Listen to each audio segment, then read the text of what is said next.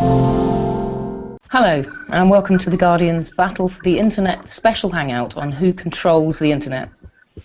I'm Jemima Kiss, The Guardian's digital media correspondent, and I'm joined by an erudite, expert and international panel of Internet authorities to tackle some of the Internet's biggest issues.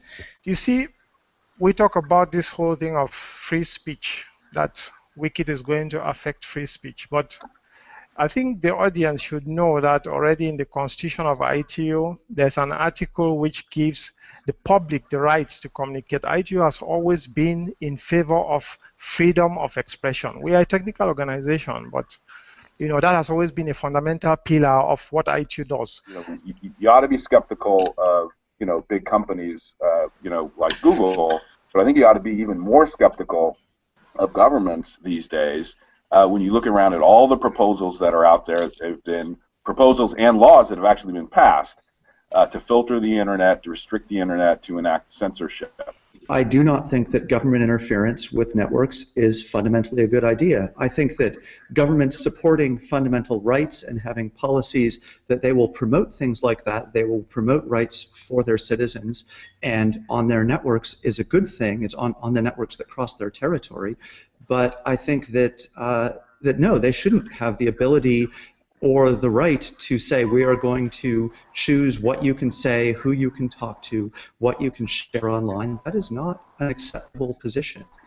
Do we think that it's likely that the internet in the future will become fragmented into a series of internets, each controlled by an ISP, a government or corporation, each with its own rules and technical standards and ideologies?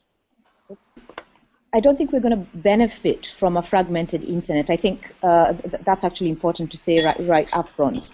I think the benefit of having an open internet is important because it's the biggest agglomeration of human knowledge and in terms of providing opportunities for cultural political sharing as well as education and all the other benefits. Is everybody in agreement that we do want to keep one big, giant internet?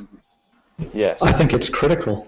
In a lot of ways, the internet and enabling those conversations are one of the best hopes that we have for a peaceful future, for a future where everyone can collaborate and cooperate and share online. And I think that you don't necessarily know what country someone is going to be into, who you need to have that critical conversation with.